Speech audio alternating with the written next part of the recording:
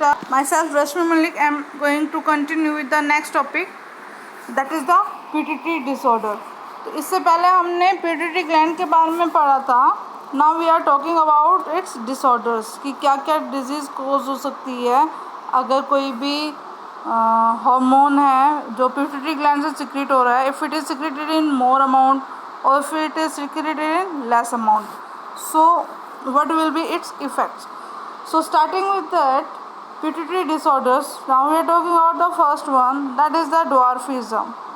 10th class में हमने दो मेन चीज़ें इसमें मेंशन की होगी, पढ़ी भी होगी, लाइक pituitary gland ज़्यादा सीक्रेट होता है तो जिंजेटिज्म कोज होता है, if it is secreted in less amount it will cause dwarfism. तो ये डिसऑर्डर्स मेनली हम पढ़ते हैं. ओके, सो ये दो डिसऑर्डर्स हैं जो नॉर्मली हमें पता भी होगा आप लोगों को, फिर भी डिस्क्राइब मैं कर ही देती हूँ आपको. तो if when there is deficiency of growth hormone, अगर ग्रोथ हार्मोन की डेफिशिएंसी होती है, कम प्रोड्यूस होता है, चाइल्डहुड की बात कर रहे हैं, ये both disease are of childhood. ठीक है, चाइल्डहुड में अगर ग्रोथ हार्मोन कम अमाउंट में सीक्रेट होता है, so we will call it dwarfism. तो जो चाइल्ड होगा उसकी ग्रोथ स्टॉप हो जाती है, रिटार्ड हो जाती है और सेक्सुअली वो इमैच्योर होगा.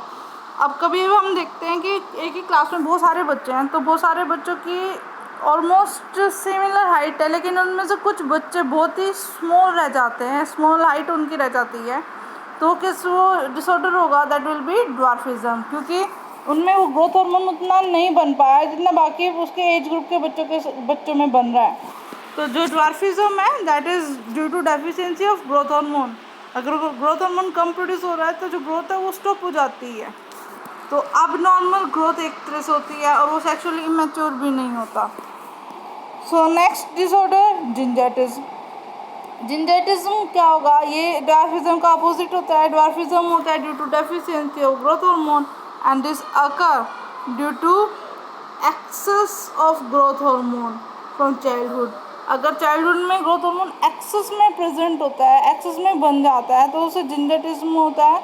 तो उसमें अभी जैसे मैंने एग्जांपल लिया कि एक ही क्लास में ऑलमोस्ट सारे बच्चे एक ही ग्रुप के हैं, ऑलमोस्ट सिमिलर हाइट है, सिमिलर ग्रोथ है उनकी, लेकिन कुछ की ग्रोथ बहुत कम हो जाती है और उनमें से कुछ बच्चे ऐसे जो एक्सेस में ग्रोथ होते हैं, हाइट एक्सेस में होती है बाकी बच्चों कंपेरिजन में.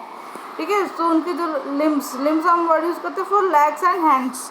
सो their legs and hands are extra and long. बाकी बच्चों कंपेरिजन में उनके हैंड्स एंड लेग्स लॉन्ग होंगे बाकी बच्चों कंपेरिजन में, और जो हाइट है वो भी बहुत ही ज़्यादा होगी. सो वो भी एक डिसऑर्डर है, क्योंकि हम कहते हैं ना कि नॉर्मली बाकी अगर सेम एज ग्रुप के बच्चे तो एक ही जैसे ग्रोथ होती है, सेम ग्रोथ पैटर्न फॉलो करते हैं, लेकिन यहाँ पे क्या है, ग्रोथ पैटर्न डिफर हो गया ड्यू टू डेफिशिएंसी और एक्सेस ऑफ हार्मोन्स की वजह से. तो जो हाइट है वो भी इसी की वजह से होगा, उसकी बॉडी इम्बैलेंस होगी, तो ऑर्डिनरी हाइट होगी, बॉडी इम्बैलेंस्ड हो जाएगी अगर एक्सेस ग्रोथ होती है, तो ऑब्वियस है it is a disorder. So next is the acromegaly. तो इससे पहले मैंने कहा था इट अकर्स इन चाइल्डहुड. ये जो डिसऑर्डर थे ये चाइल्डहुड के डिसऑर्डर्स थे, चाइल्डहुड में अगर हार्मोन कम बनता है तो. ठीक है, अब ये क्या होगा, अगर हम चाइल्डहुड के बाद एक्रोमेगली में क्या होता है कि जो excess of growth after adult size is reached. ठीक है, अडल्ट होने के बावजूद भी उसके बाद भी ग्रोथ हो रही है और काफ़ी ग्रोथ हो रही है, तो वो एक्रोमेगली डिसऑर्डर होगा. ठीक है, अगर चाइल्डहुड में ऐसा हो रहा है, एक्सेस ग्रोथ हार्मोन सीक्रेट हो रहा है, तो उसको जिंजेटिज्म बोल रहे हैं. ठीक है, लेकिन एक्सेस ऑफ ग्रोथ हार्मोन अकर होता है आफ्टर द अडल्ट. ठीक है, यानी प्यूबर्टी के बाद जब वो प्यूबर्टी अटेन कर लेता है उसके बाद अगर एक्सेस में ग्रोथ हार्मोन सीक्रेट हो रहा है, और उसको हम बोलेंगे एक्रोमेगली. तो इसमें क्या होगा, इस डिसऑर्डर में इसमें क्या होगा कि जो बोन्स की जो फेस की जो बोन्स होंगी उनका साइज़ इंक्रीज हो जाएगा. हैंड्स और फीट, जो हाथ और पैर है वो बड़े हो जाएंगे. ठीक है, तो मतलब अब नॉर्मली ग्रोथ है, ऑलरेडी वो पर्सन ग्रो कर चुका है और एडल्ट होने के बाद भी फर्दर ग्रो कर रहा है, तो वो अब नॉर्मल ग्रोथ में हम इसको इंक्लूड करते हैं. ठीक है, सो यही मेंशन. नेक्स्ट भी abnormal growth of hand feet and face, specially lowers जो लोअर्स होता है, जबड़ा होता है, वो ज़्यादा प्रेजेंट होता है. कई बार हम देखते हैं, हम अगर एग्जांपल लें लाइक खली जब ना इंडियन रेसलर है जो ये WWF में भी गेम खेलते हैं, तो इनका भी देखा होगा आपने कि एक्सेस ग्रोथ हार्मोन की वजह से यही है, ठीक है।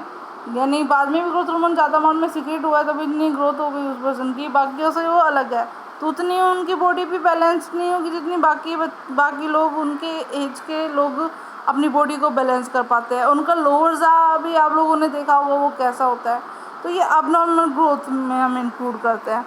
एंड अपीयरेंस में भी लाइक गोरिल्ला लाइक, तो जो अपीयरेंस होगी दिखने में भी वो कैसे लगेंगे, गोरिल्ला लाइक होंगे। तो अबनॉर्मल ग्रोथ होगी अपने एज ग्रुप के बच्चों के अकॉर्डिंग। अगर चाइल्डहुड की बात करते हैं तो अगर उसमें पिट्यूटरी ग्लैंड्स कम सीक्रेट होते हैं, ठीक है, तो ड्वार्फिज्म कोज होगा। अगर पिट्यूटरी ग्लैंड से जो हार्मोन है वो ज़्यादा सीक्रेट होगा तो उससे क्या होगा, जिंजाटिज्म कोज होगा, ठीक है। तो ये करता है। अगर चाइल्डहुड के अलावा जब एडल्ट स्टेज में पहुंच जाते हैं तब डिसऑर्डर कोज होगा तो उसको हम बोलेंगे acromegaly. Okay, I think this should be clear to you all. Now further I am going to discuss about the next disorder, that is the diabetes insipidus. The diabetes insipidus में क्या होता है, पहले भी पढ़ा था हमने, ADH हार्मोन पढ़ा था जो कि वैसोप्रेसिन से सीक्रेट होता है, anti diuretic hormone. This is the anti diuretic hormone और also called as vasopressin. So it is secreted by the posterior part of pituitary gland. Pituitary gland के posterior part से secret होता है। इसके क्या इफेक्ट्स होंगे अगर वैसोप्रेसिन कम secret होता है, तो जो यूरिन है वो डाइल्यूट फॉर्म में एक्सक्रीशन होगा, तो excessive dilute urine excrete out हो जाएगा जिसको मिक्ट्यूरेशन हम बोलते हैं। If removal of urine in dilute form, micturition, ठीक है। तो एक्सक्रीशन होगा डाइल्यूट यूरिन का एक्सेस अमाउंट में। अब उससे क्या होगा कि एक्सेस अमाउंट में अगर यूरिन रिलीज हो रहा है और डाइल्यूट फॉर्म में रिलीज हो रहा है तो इसका मतलब क्या, बॉडी के अंदर जो वेस्ट प्रेजेंट है वो लेके नहीं जा रहा, ठीक है, वो पास आउट नहीं कर रहा, वो एक्सक्रीट आउट नहीं कर रहा, तो वो तो बॉडी के अंदर ही रिमेन रह रहा है और वाटर की कमी हो जाती है। कुछ एसेंशियल मिनरल्स तो चले जाते हैं उसके साथ, लेकिन ऑलमोस्ट जो कंसनट्रेटेड यूरिन मूव करता है फ्रॉम द एक्सक्रीटरी ऑर्गन, तो वो पूरा का पूरा एक्सक्रीशन नहीं हो पाएगा प्रॉपरली, सिर्फ यूरिन डाइल्यूट फॉर्म में रिलीज कर रहा है, वाटर का रिमूवल हो रहा है। अब एक्सेस डाइल्यूट फॉर्म में अगर रिमूव हो रहा है वाटर, ठीक है, यूरिन डाइल्यूट फॉर्म में एक्सक्रीट आउट हो रहा है, वाटर का रिमूवल हो रहा है, तो उससे क्या होगा, एक्सेसिव थर्स्ट फील होगी, प्यास लगेगी क्योंकि वाटर लॉस हो रहा है बॉडी में से। So that disorder when excessive thirst is there, that is called as polydipsia. तो पॉलीडाइप्सिया क्या होता है, when due to deficiency of ADH and due to excessive excretion of dilute urine, so the person will feel excessive thirst, so that is called as polydipsia. And the next is the excessive dehydration. So what is this excessive dehydration? तो water का जब removal होता है तो dehydration होगा ही, और excessive dehydration हम उसको बोलेंगे अगर डाइल्यूट फॉर्म में एक्सक्रीट आउट हो रहा है तो, ठीक है। तो ये तो कब है, when the deficiency of ADH is there. अब एक बार ये देखो, साइमन्स डिजीज हम बाद में पढ़ेंगे, पहले high blood level of ADH से क्या होगा।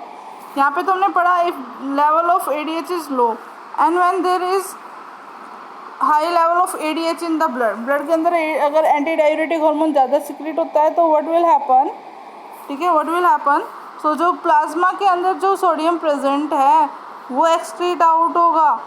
तो यहाँ पे भी एक्सेसिव डाइल्यूट ब्लड और लो प्लाज्मा सोडियम, तो जो ब्लड होगा वो हमारा डाइल्यूट हो जाएगा और प्लाज्मोडियम से जो सोडियम है वो भी रिमूव हो जाएगा।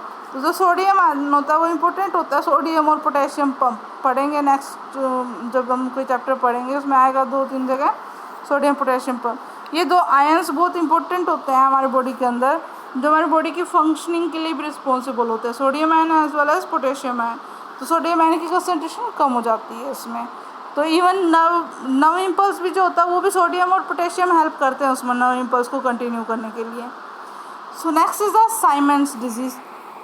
साइमन्स डिजीज़ में देखो इसमें क्या होता है कि जो एंटीरियर लोब पिट्यूटरी ग्लैंड का डीजनरेट हो जाता है, डीजनरेट यानी उसकी साइज स्मॉल होना शुरू हो जाता है, when the anterior lobe pituitary gland degenerated it causes Simons disease. इसमें क्या होता है, जो स्किन होती है फेस की वो ड्राई हो जाती है, रिंकल्स आ जाते हैं, प्री मैच्योर एजिंग होते हैं यानी टाइम से पहले एजिंग होना, तो ये इसके इफ़ेक्ट्स होते हैं। तो इससे पहले हमने देखो, एक बार मैं फिर से रिवाइज करा देती हूँ। हमने पिट्यूटरी डिसऑर्डर्स पढ़े बेटा। पिट्यूटरी डिसऑर्डर्स में सबसे पहला ड्वार्फिज्म और जिंजेटिज्म। ये दोनों डिसऑर्डर क्या है, चाइल्डहुड के डिसऑर्डर्स हैं, ठीक है। यानी जब बच्चा स्टार्टिंग में ग्रो कर रहा है तो उस टाइम पे अगर ग्रोथ हार्मोन कम सिक्रेट हुआ तो ड्वार्फिज्म कोज होगा, अगर ग्रोथ हार्मोन एक्सेस में सिक्रेट होता है तो जिंजेटिज्म कोज होगा। और ड्वार्फिज्म में क्या होगा, ग्रोथ स्टॉप हो जाएगी, सेक्सुअली मैच्योर होगा वो पर्सन। अगर जिंजेटिज्म होता है तो एक्स्ट्रा ग्रोथ हार्मोन सिक्रेट हो रहा है तो लिम्स एक्स्ट्राऑर्डिनरी होंगे, ठीक है। हाइट ज़्यादा होगी, एक्सेस ऑर्डिनरी हाइट होगी, एक्स्ट्राऑर्डिनरी हाइट होगी, ठीक है। उसकी बॉडी इम्बैलेंस रहेगी। फिर एक्रोमेगली। एक्रोमेगली में क्या बोला, देखो दोनों ही डिसऑर्डर एक्सेस के हैं, ये चाइल्डहुड का है और ये अडल्ट। यानी अडल्ट प्यूबर्टी गेन करने के बाद भी वो पर्सन अगर ग्रोथ हार्मोन ज़्यादा अमाउंट में सिक्रेट कर रहा है तो उससे डिसऑर्डर कोज होगा एक्रोमेगली। उससे क्या होगा, उसके जो फेस की बोन्स है उनका साइज़ इंक्रीज हो जाएगा, हैंड और फिट्स का साइज इंक्रीज हो जाएगा, ठीक है। लोअर जा का साइज़ इंक्रीज हो जाएगा, तो पर्सन थोड़ा एबनॉर्मल फील करेगा बाकी लोगों के कंपेरिजन में। और डायबिटीज़ इंसिपिडस में बताया मैंने कि it is cause by deficiency of ADH. तो एडीएच की डेफिशिएंसी से कोज होता है डायबिटीज़ इंसिपिडस। और एडीएच की एक्सेस सिक्रेशन होती है तो उससे क्या कोज होगा, it will cause high blood level of ADH. यानी ब्लड के अंदर एडीएच का लेवल ज़्यादा हो जाएगा, जिसकी वजह से सोडियम की कंसनट्रेशन कम हो जाएगी ब्लड के अंदर, तो ब्लड डाइल्यूट फॉर्म में प्रेजेंट होगा, ठीक है। और डायबिटीज़ इंसिपिडस में क्या होता है, एक्सेस डाइल्यूट फॉर्म में यूरिन एक्सक्रीट आउट होता है, जिसकी वजह से एक्सेस थर्स्ट फील होती है, जिसको हमने बोला पॉलीडाइप्सिया, और एक्सेसिव डिहाइड्रेशन होगा। नेक्स्ट क्या बोला हमने, साइमंड्स डिजीज़। साइमंड्स डिजीज़ कब कोज होगी, जब एंटीरियर लोब पिट्यूटरी ग्लैंड का डीजनरेट हो जाता है। उससे क्या होगा, स्किन जो होगी फेस की वो ड्राई हो जाएगी और रिंकल्स और प्रीमैच्योर टाइम से पहले ही वो एज्ड होना शुरू हो जाता है। तो ये कुछ डिसऑर्डर्स है। सो थैंक यू बेटा। In next lecture I will continue with the thyroid gland. तो नेक्स्ट मैं थायराइड ग्लैंड आपको डिस्कस करूँगी।